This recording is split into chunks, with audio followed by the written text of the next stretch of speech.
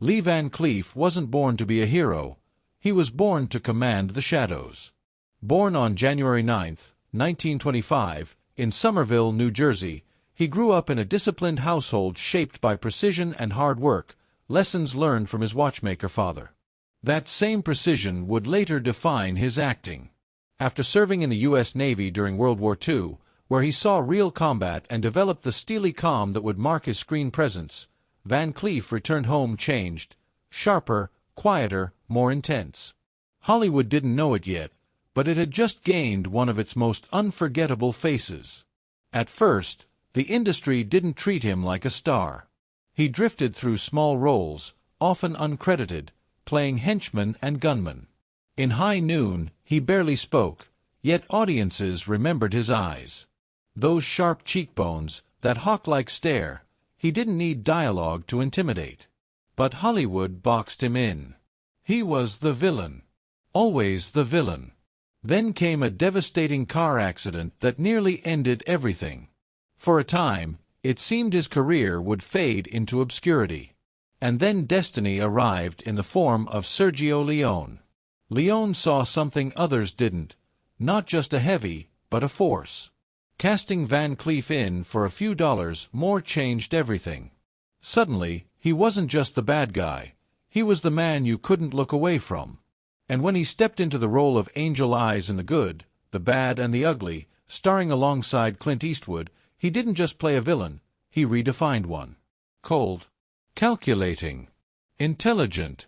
His evil wasn't loud, it was precise. Audiences were mesmerized. But off-screen, there was another battle brewing, one far more personal. Van Cleef had no patience for Hollywood royalty, especially John Wayne. To Wayne, the West was noble, heroic, clear-cut. To Van Cleef, it was morally complex, messy and human.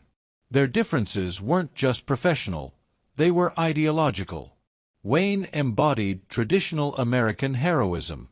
Van Cleef thrived in ambiguity.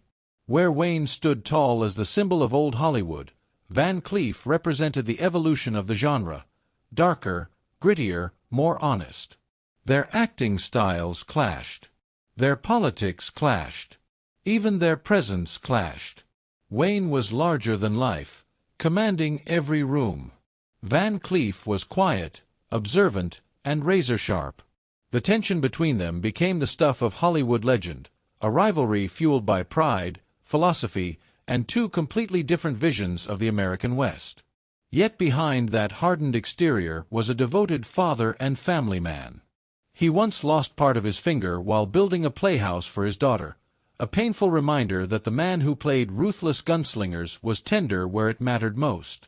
Through 3 marriages, career setbacks, and health struggles, he endured. Even into the 1980s, appearing in films like Escape from New York, he remained magnetic. When Lee Van Cleef passed away on December 16, 1989, from a heart attack, the Western genre lost one of its last true icons. But legends don't fade.